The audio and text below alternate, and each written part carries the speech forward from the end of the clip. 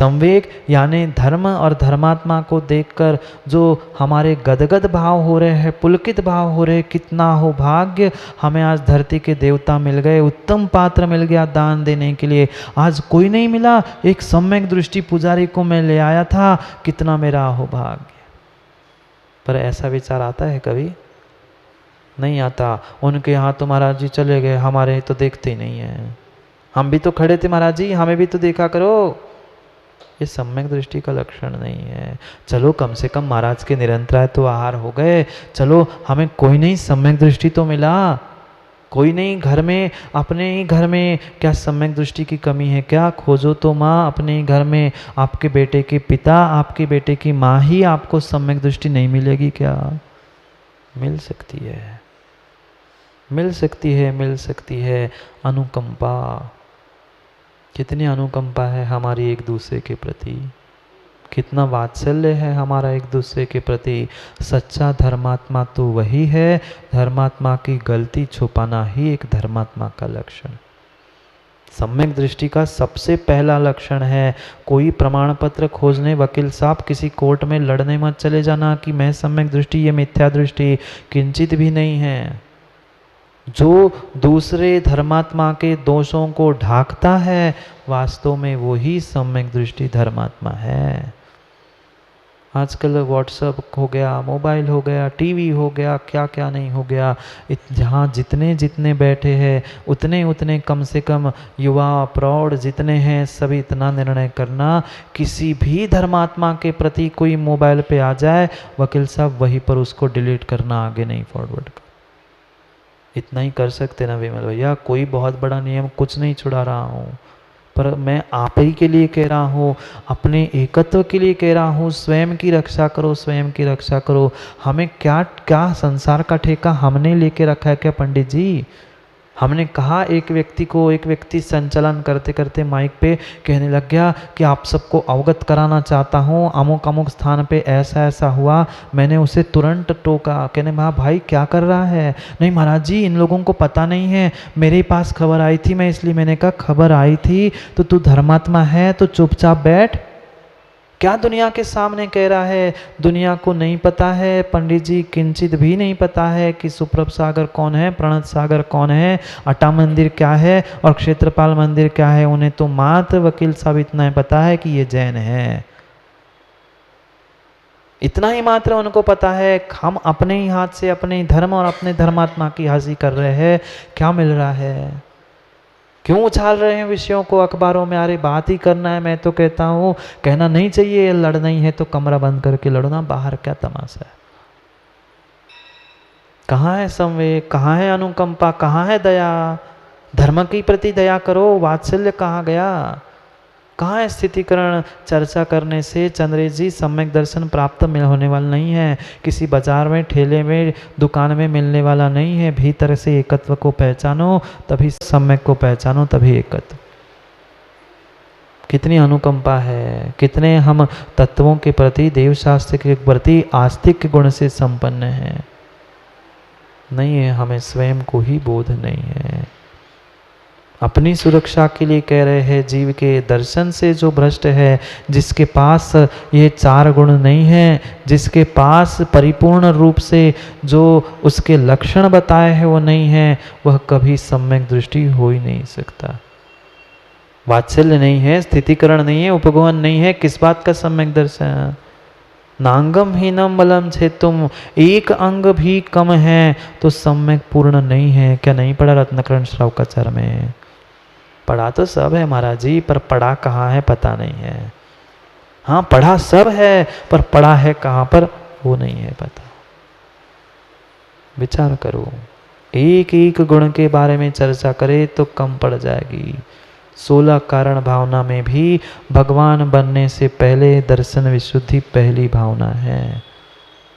दर्शन विशुद्धि पहली भावना है, इसलिए कह रहे हैं दर्शन भट्ट सनत्ति निर्वाणम। समझो ना, भगवान बनना है, निर्वाण को प्राप्त करना है तो सम्यक दर्शन को समझो, क्योंकि सम्यक के अभाव में कुछ नहीं है। जो सम्यक दर्शन से भ्रष्ट है वो भ्रष्ट ही है। सिद्धंति चर्य भट्टा। और आगे बढ़कर कह रहे हैं सिद्धंति चरिय भट्टा, चरित्र से भ्रष्ट जीव अगर सम्यक दर्शन से सहित है तो वह आज नहीं तो कल कहीं तो परसों कभी ना कभी प्रायश्चित लेकर शुद्ध होकर पुनः चारित्र को धारण करके वह सिद्धंति, वह सिद्धि को प्राप्त हो सकता है। दंसन भट्टा नति सिद्धंति। सम्यक दर्शन से भ्रष्ट कभी भी सिद्धि को प्राप्त कर ही नहीं सकता। चारित्र भिन्न विषय है, सम्यक दर्शन भिन्न विषय है। अपने सम्यक की रक्षा करो, दूसरों की गलतियों को मत खोजो, दूसरों की कमियों को मत खोजो। जो दूसरों की कमी, दूसरों की गलती, दूसरों के दोषों को खोज रहा है वही उसकी सबसे बड़ी गलती और दोष है।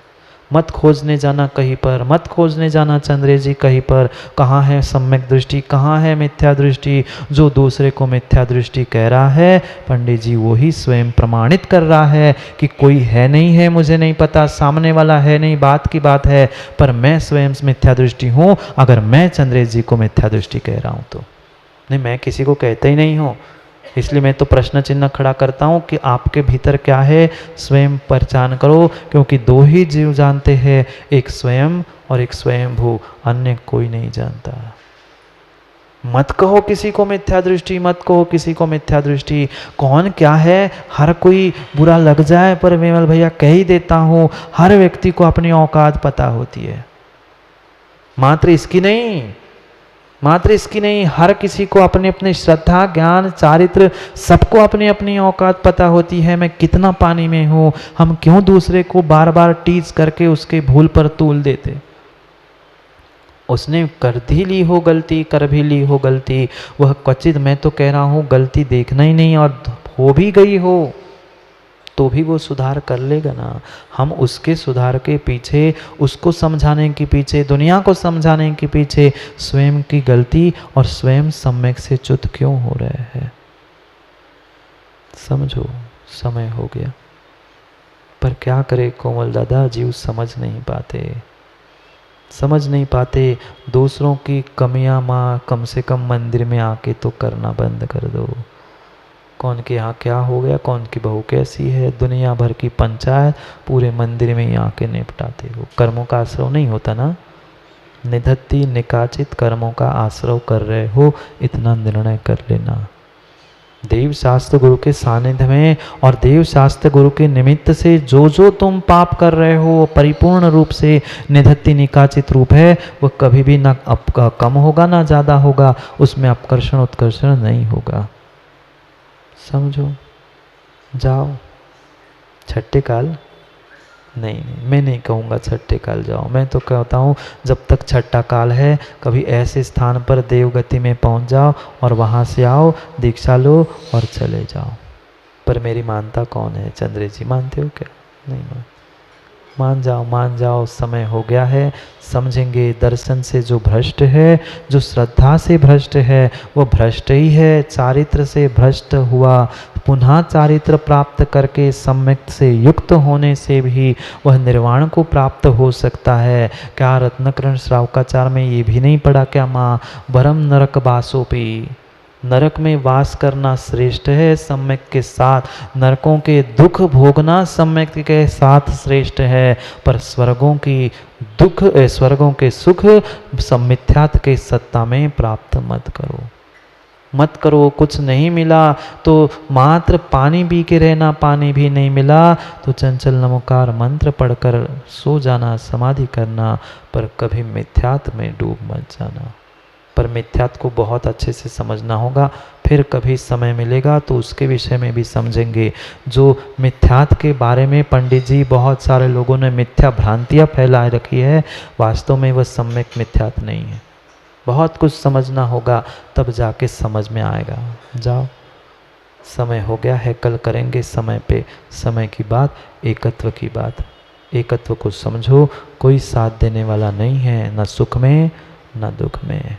घर भी जाओगे तो अकेले ही जाना है, नरक जाओगे तो अकेले जाना है, और स्वर्ग जाओगे तो भी अकेले ही जाना है। करते हैं पुनः समय पर समय की बात, क्योंकि समय पे किया गया काम समय को दिलाता है। बोलिए भगवान महावीर स्वामी की। वर्धमान स्वामी के शासन में हमसे विराजते और उनके पावन पीयूष देशना हम सभी के लिए परम उपकारी। अनादिकाल से हमारी आत्मा में जो जन्म, जरा और मृत्यु रूपी रोग लगे, उन रोगों का उपशमन करने वाली कोई परम औषधि है तो वह एकमात्र यह जिनवाणी। भव्य आत्माओं, कुछ क्षण तो बैठकर अपनी स्वतंत्रता का भान करो।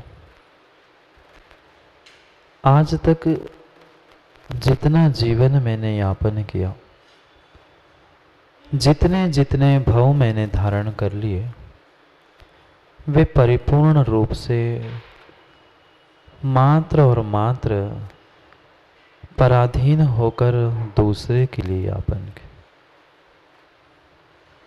पर आज तक उन पूरे दिनों के समय में आयु के निषेक में से संतोष पंडित जी कितना समय हमने स्वयं के स्वतंत्रता के बारे में चिंतन किया? क्या कभी हमने स्वयं का इंडिपेंडेंस डे या स्वयं की स्वतंत्रता का अनुभव किया? देश की स्वतंत्रता मना ली, सबकी स्वतंत्रता मना ली, घर परिवार से भी स्वतंत्र होकर हमने अपना स्वयं का घर परिवार बना लिया। पर उन सबके साथ रहते हुए भी कभी हमने स्वयं के आत्मा के उस सुख के बारे में, स्वतंत्रता के बारे में सोचा? नहीं सोचा, क्योंकि आज तक हमें वास्तविकता में बोध ही नहीं था कि मेरे पास भी लाखों करोड़ों अरबों से भी बहुत बड़ी कोई रत्न संपदा मेरे पास, जिसकी इस जड़ संसार में कोई भी कीमत नहीं है। ऐसे इस जड़ संसार में जिसकी कीमत नहीं है, ऐसी बहुत बेशकीमती वस्तु मेरे स्वयं के पास। पर क्या करें, आज तक ना हम उस ज्ञान की ऊंचाई को प्राप्त कर पाए पंडित जी, ना हम आज तक कभी आत्मा की गहराई को प्राप्त। बहुत अच्छे से दोनों बातों को समझना, क्योंकि आज कुंद स्वामी बहुत बहुत बहुत अपने आत्मीय उस अध्यात्म की व्याख्या करने वाले। उन्होंने भी सोचा, बहुत समय हो गया व्यवहार की बातें कहते कहते, अब थोड़ा सा निश्चय में पहुंचकर अध्यात्म में जाकर डुबकी लगा। क्योंकि अक्सर में ऐसा ही होता है, रोज दाल रोटी खाकर जब व्यक्ति बोर हो जाता है, थोड़ी सी टेस्ट चेंज करता है। सुबह नहीं तो शाम, शाम को नहीं तो सुबह, 2-4 दिन में कुछ ना कुछ नई सामग्री बना देते हो, जिससे घर के लोगों को थोड़ी सा अच्छा लगता है, टेस्ट चेंज कर। ऐसे ही आज कुंद स्वामी और गहराई में पहुंचकर अपनी सबके विचारों की थोड़ी सी टेस्ट चेंज कर। बहुत हो गया व्यवहारिक की चर्चा करते हुए, पर संबंधों को समझते समझते अब थोड़ी सी आत्मा की गहराई में उतरने की बात कह रहे। प्राप्त कर ली हमने, कई सारे लौकिक ज्ञान की ऊंचाई प्राप्त कर ली, कई सारे स्थानों में गहराई भी हमने प्राप्त कर ली, पर आत्मा की गहराई प्राप्त नहीं की। और विश्वास मानना, जब तक आत्मा की गहराई नहीं है तब तक ज्ञान की ऊंचाई नहीं है। आज व्यक्ति तड़प रहा है, भाग रहा है, सोच रहा है मैं बहुत ज्ञानी बनूं, मैं विद्वान बनूं, मैं पंडित बनूं, पर चंद्रे जी ज्ञान की वह ऊंचाई तभी प्राप्त कर सकते हो जब आत्मा की गहराई तेरे पास। पूछना केवली भगवान से, मिला ना कुछ क्षण के लिए केवली भगवान से, उनसे भी पूछोगे कि भगवान आपने इतनी ऊंचाई प्राप्त कर ली, केवल ज्ञान प्राप्त कर लिया, संसार के सामान्य जीवों से इतने वह 500 धनुष 5000 धनुष आप ऊपर चढ़ गए, कैसे कैसे इतनी ऊंचाई आपने प्राप्त कर ली? अगर केवली भगवान उत्तर देंगे तो वही कहेंगे मैंने ऊंचाई प्राप्त नहीं की थी, मैंने तो अपने आत्मा की गहराई प्राप्त कर ली थी, ऊंचाई तो सहजता में मिल गई थी। चाहे लौकिक में किसी वृक्ष से भी पूछ लेना एक इंद्रिय से, उसकी ऊंचाई, उसका वह सुंदर आकार सब कुछ देखकर आप कह सकते हो इतना बड़ा पेड़ बन गया है, पर जो दिख नहीं रही थी जड़ों की गहराई, बिना उन जड़ों की गहराई के उस वृक्ष को ऊंचाई नहीं मिली थी। बिना आत्मा की गहराई से उस केवली भगवान को भी केवल ज्ञान की और जमीन से भी जो ऊंचाई थी वह नहीं मिली थी। कितनी कितनी गहराई हमें अपने ही भीतर खोजनी होगी। दूसरे के घर में, दूसरे के भीतर खोज खोज कर हम परेशान हैं कि कुछ तो मिले। कितनी कितनी गहरी बातें नहीं होती। किसने क्या कहा होगा, किसने क्या सोचा होगा, किसने क्या सोचकर क्या कहा होगा, अब ये सब कुछ हम सोच चुके, पर मैं किस लिए क्या कहाँ सोच रहा हूँ वह बात मुझे आज तक नहीं पता चला। आज अध्यात्म की सर्वोत्तम सबसे नीचे की उस गहराई को आचार्य भगवंत कुंद कुंद स्वामी पहुंचा रहे, और वही एकत्व भावना का निश्चय पक्ष है। क्योंकि दो भावना जो आज तक हमने समझी, जब जब उपसंहार का समय आता है तब तब कुंद कुंद स्वामी निश्चय पर पहुंचते। असरण की बात कर ली, अनित्य की बात कर ली, पहले तो व्यवहार पक्ष की 4-6 गाथाएं लिख दी, पर अंतिम गाथाओं में कहीं ना कहीं निश्चय की बात आ ही गई। और ऐसे ही आज एकत्व भावना का उपसंहार करते हुए कुंद कुंद स्वामी उस निश्चय में, उस एकत्व की गहराई, आध्यात्म की गहराई को समझा रहे। जब तक ऊंचाई नहीं होगी तब तक हमें सब जितने राग द्वेष से सने जीव है वे ही दिखेंगे। बहुत अच्छे दृष्टांत से समझना, कहीं भी किसी गलियों में हम घूमते वकील साहब, सुबह से कहीं दूध लेने के लिए कहीं कोर्ट जाते, कहीं जाते हैं, आते जाते जिस रोड से जाते हैं कहीं हमें बहुत ऊंचे मकान दिखते हैं, कहीं पुराने खंडर भी दिखते हैं, कभी नाली दिखती है, कभी स्वच्छ रोड भी दिखती है, कहीं बहुत सुंदर महल दिखते हैं, कहीं पुरानी अटरिया भी दिखती है।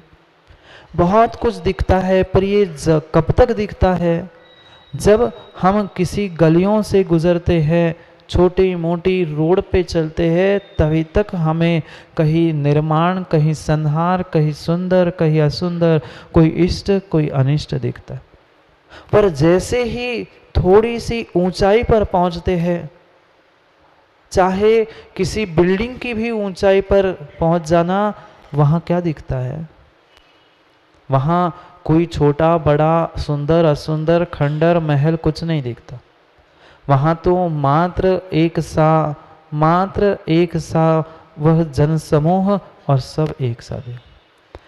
10-20 मंजिल वाली बिल्डिंग पर ऊपर पहुंच के देख लेना, वहां कोई तुम्हें काला गोरा छोटा बड़ा मोटा कुछ नहीं दिखेगा, वहां मात्र चलते हुए जीव दिखेंगे। मात्र 10 मंजिल तक पहुंचे थे तो इतना अंतर आया था, वहां साफ सफाई गंदगी इतनी ऊंचाई से नहीं देखते।